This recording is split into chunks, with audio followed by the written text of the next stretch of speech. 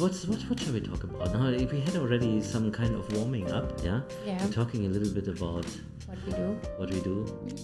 We were not talking about what I do. We were talking about what you do, yeah? Yeah. What do you do? I do nothing, actually. That's not true. No, that's true. That's true that it's not true, but I would actually like to talk about what you do. Okay. Because it's interesting.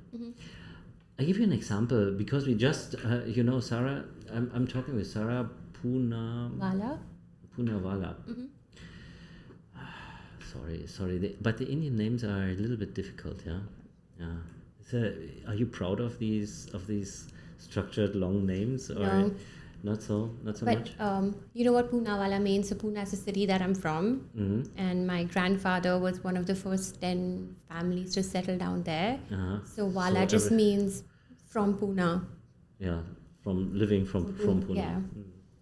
So Zahra Poonawala, a high intelligent psychologist, probably the most seasoned psychologist that I ever met, is here to speak with me, and I want to extract from you a little bit of your skills or your knowledge. I know you know a lot, and I know you have a huge background, but what I always wanted to know is how psychology is a dangerous tool in our hands also. And I know that psychologists sometimes just sit and say nothing and wait for their opponent to come up with something. And usually people, they really they cannot tolerate silence for a while. Is this a tool that you learn? I don't think it's an opponent, it's our client, and we're a team, and sometimes silence just okay, sorry, I was going to say something very complicated, but I'm going to try and dumb it down right now.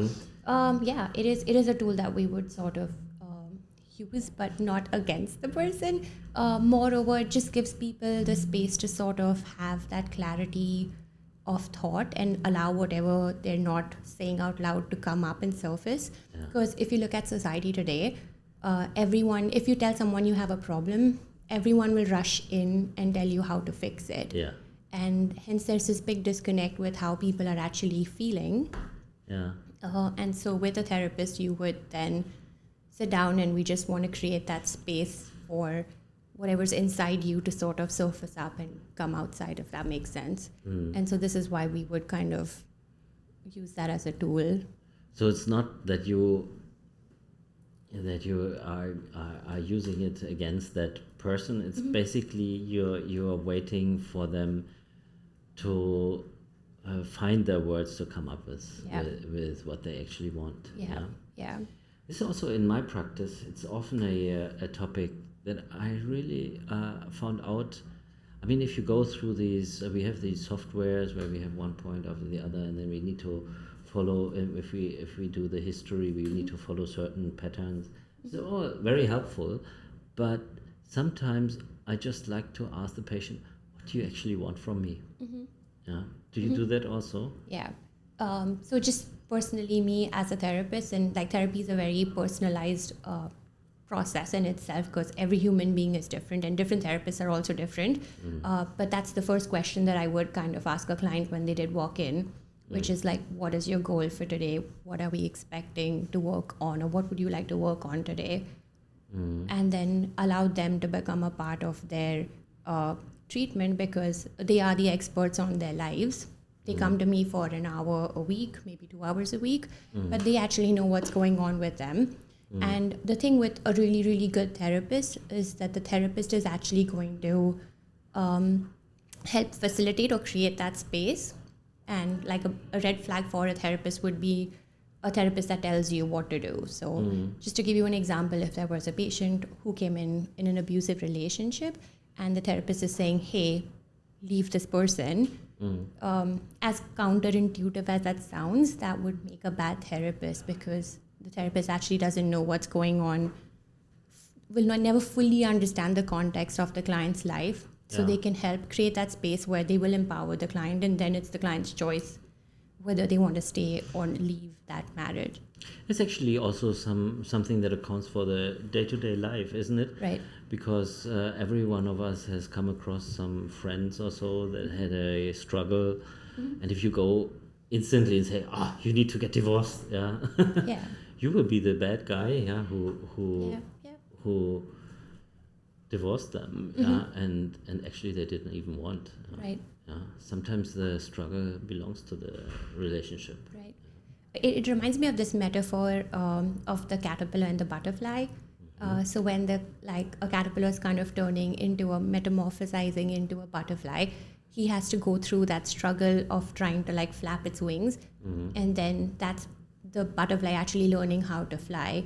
So if you interrupt in that process, you're actually disabling the butterfly, the newly born butterfly, into flying, if that makes sense. And so it's the same thing with therapy and clients as well. Like we have to allow people to sort of uncover what is their struggle, what is their pain, and then work through that. But with society and just the general challenges of today's world, I feel like people are losing that sense of having like that connection or that human moment with each other more and more. And we're just kind of on this quick fix, let's fix things and move on kind of a place. And that's why you kind of notice like there's such a rise in the levels of stress that people are experiencing, because we're not actually addressing anything. We're pushing it down and powering through. Yeah, I think we were talking about this, that if you look at how we function, yeah, I mean, we all believe that the let's say the main all the body functions are somehow organized by our brain. Somehow the brain is organizing what we are doing during the day and so on. This is already quite determined. But then again, how do we? I mean, this has so much impact. What our brain decides in the morning when we wake up to do and to make with the body, you can jump in front of a car, or you can be in a hurry, or you can make bad decisions, good decisions. All of this depends on what your brain is going to do. And then again, how are we addressing the brain? There are only few methods, yeah, Right. isn't it? Yeah. Which methods? I mean, it's just like medicine, surgery, and Psychotherapy. Yeah. psychology, Right. psychotherapy. Yeah. And then also, I mean, there's not only, I think it's not only psychotherapy that affects us. Right. There's also a lot of psychology around us which is unwanted, Right. isn't it? Right. Yeah, it's also an environment, right? So if you, for example, if you work in a space where you feel really safe and empowered and supported, you're going to see that the people are performing a lot better versus working in a place where you feel like your boss doesn't have your back. You will notice that those employees are usually the ones that are stressed out the most. So it's our body and the environment that sort of all come in together. And but I mean, also psychology. I think I was not only thinking about this. Let's say the unintentional psychological effects that can come up, but there's also intentional use of psychological skills all around us. Right. Yeah? It's in the choice of color of the rooms where we are in and so on. Yeah. Can you tell us So a like little bit about McDonald's, this? for example, they've chosen to have a red logo. Also, if you look at the M, it kind of represents the mother's breast and like feeding. Really? And so it's like a cue for the brain for hunger. And the color red also kind of creates that sense of hunger too. So this is how like brands are sort of marketing us. If you look at like social media, just the whole with Instagram and getting likes, like those are like quick hits of dopamine in our brain or feel good hormones in our brain that then make us want to seek that validation over and over again, versus actually like switching focus from the external world into our own internal being.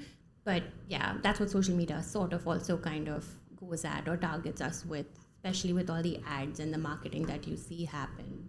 Do you think that because of this, even people who think I'm not a case for psychological treatment, I'm a self-content person, I'm fine, but that even we or those people could actually benefit from psychotherapy? There's this very famous Maslow's hierarchy, right? And we keep growing through that triangle that exists. And it's really hard to be a self-actualized person. And so that is always just work in progress. So there's no side effects to therapy, if I could say that. Whoever comes in will obviously benefit from therapy, but the secret to it is to kind of really think about what is your objective and what are we trying to work towards or at, and then the therapist will help facilitate that for you.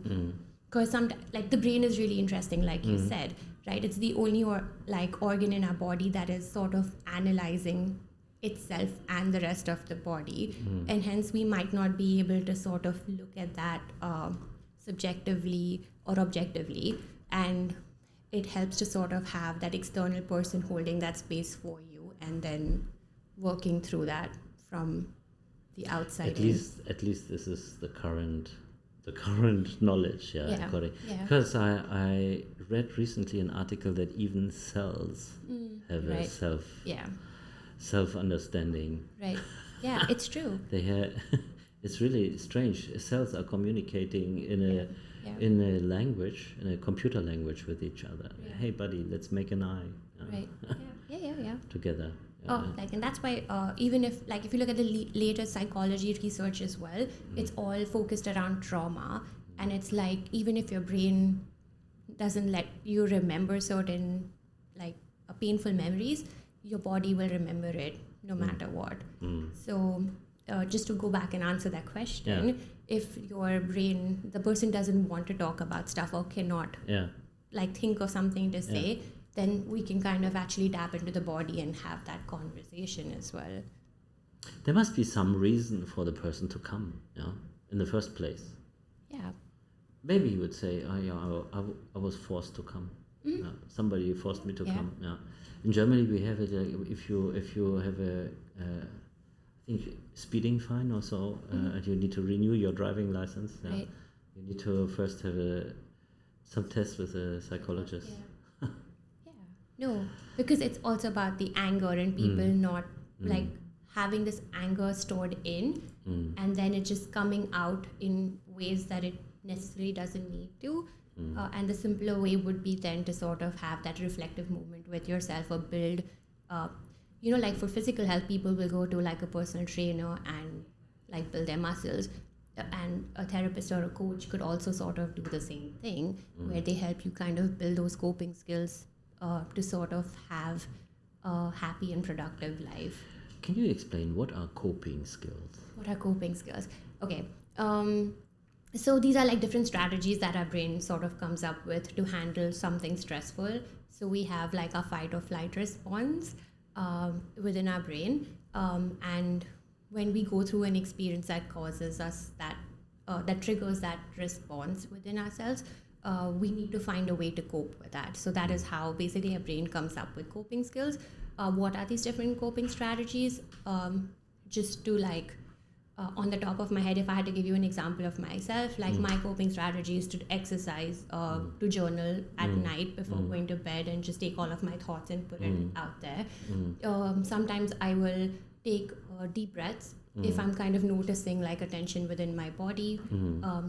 These are different. For other people, some people eat food and it may not necessarily qualify as a healthy coping mechanism, but it's all just our body's way of handling But those stress. are replacement actions, basically. It's a replacement, some action for...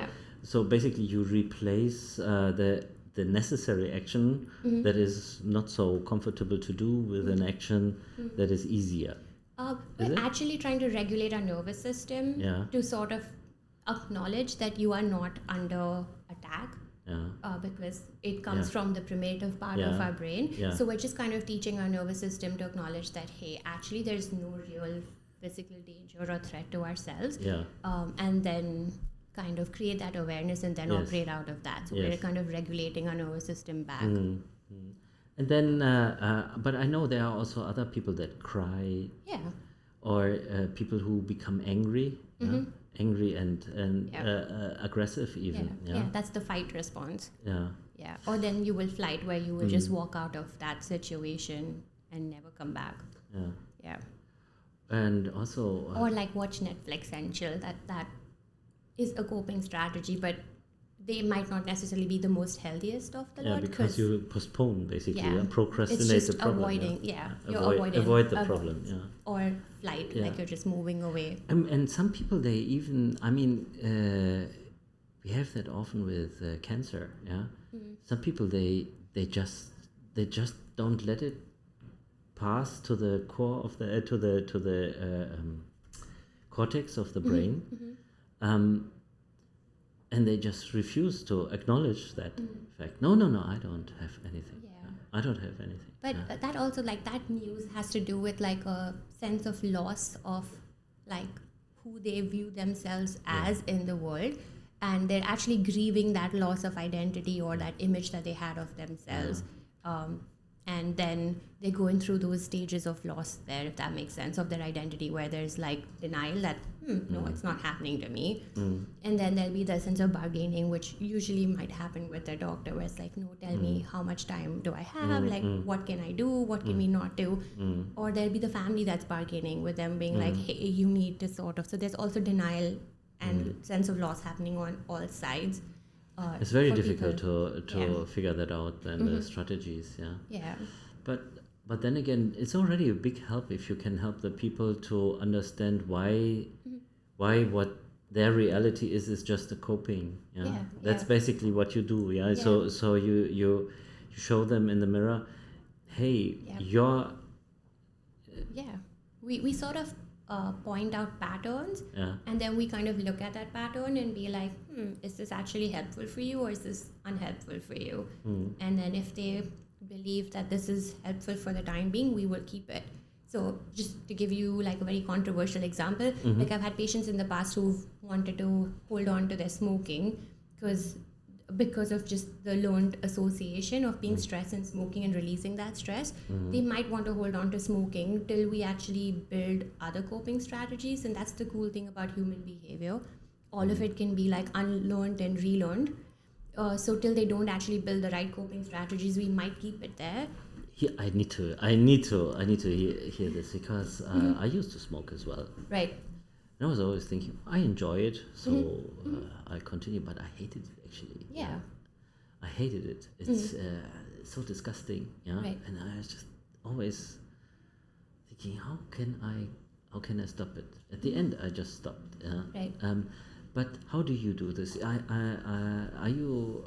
Do you have many patients who struggle with smoking? Yeah, I mean, so they're struggling with smoking, but it's not the smoking. That smoking is just like the symptom, or like it's just like a smaller chunk of what is actually going down below. So it's like this emotional void that they're sort of trying to avoid and not look at, which is then sort of resulting in that behavior for some people. Obviously, for some people, it's just become like a learned habit, and you kind of unlearn that as well. But just for most of the patients that sort of walk in the clinic, it's just a series of a mix of everything. So this is how you help them. So if I come to you as a smoker, you would, how many sessions would I need to get rid of the smoking? It just depends on your individual case. It's really hard to say that, but roughly, usually like a prolonged intensive therapy course would maybe require 10 to 12 sessions, and then you would kind of keep coming back and maintaining all of those behaviors in the future as well. But yeah. But is there some kind of a guarantee that you can help me to, or that I would get rid of smoking habits? through this Is there a therapy? guarantee? Just like all medical Yeah. things, like I Yeah. can't give you a guarantee, but yeah, definitely we can kind of look at it and kind Yeah. of Percentage-wise, what do you think? How many percent of your customers lose the habit of smoking? All of them. no. I wish I could say all of them with like grave confidence, but no, a large majority of them might kind of give that up because it's not the act of smoking that's actually doing anything. It's like you said, it's disgusting. Yeah. But it is more of like the emotions that are sort of coming up, and Yeah. that's causing the person to go out and light that cigarette. Yeah. Yeah. And that's the thing, that coping mechanism isn't there, like a healthier choice isn't there. Yeah. But once you start to create those healthier choices, and if the person really just doesn't want to do that anymore, so it's also a bit of breaking that habit as well as replacing it and then kind of working together with that. So there's a good chance to break Yeah. that habit. Yeah. Like I said, the basis of like a behaviorist approach to therapy is that all behavior is learned, and everything that is learned can be unlearned, and then new behaviors can be relearned as well. So that's the fundamental principle or theory behind it. So basically, if let's say it's roughly 10,000 dirham well spent to get rid of the smoking, yeah? Yeah. That's cool. That's actually cool. I can only advise everybody to do that. Yeah, because really, did I tell you I was in Peru recently? Yeah, and I managed to walk on a 5,000 meter peak there, and I was up there, and there was a family, an American family, and they had a pulse oximeter with them, and they checked the guy, his SaO2, means the oxygen saturation in the blood, was 45%. Usually it's very critical. If this happens in a surgery or in medicine, it's very critical. Right. But this was what most of the people had there. Obviously, maybe mine was even less. I didn't check it. And then there was one person who lit a cigarette. Okay. Can you imagine that? I mean, how stupid is this? Yeah. Lit a cigarette at 5,000 meter height. Yeah, crazy. Yeah, so I was thinking, poor guy. Yeah. So if you can help people with that, it's amazing. Yeah. But you don't. You do not only have to deal with people with smoking habits. Is this actually an addiction? Yeah, it's an addiction. So why do we call it a habit? It's actually addiction. What's the difference? Like a habit is something that you might. It's all about the frequency, intensity, and the of it, or the severity of it.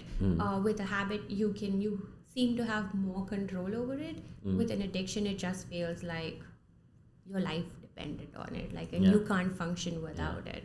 So that's when it sort of starts to go towards. So if you can help people to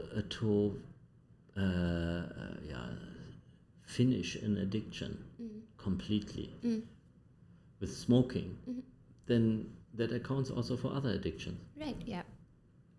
But like I'm saying, with addictions in general, it all sort of, the underpinning is that emotional void, or in some cases you might see that there's some sort of like simple or complex trauma going on there. So when I say trauma, I don't mean like in the clinical sense, like it just could be like in their childhood there could be certain experiences that they've had where they've not had the opportunity to build like healthy ways to handle situations, and then that's resulted in like an emotional void. So if you had parents that were smoking, you're... Yeah, that's just social observation. That could be part of the learning. But if you had parents, and I'm not talking about smoking, I'm just talking about addiction at large.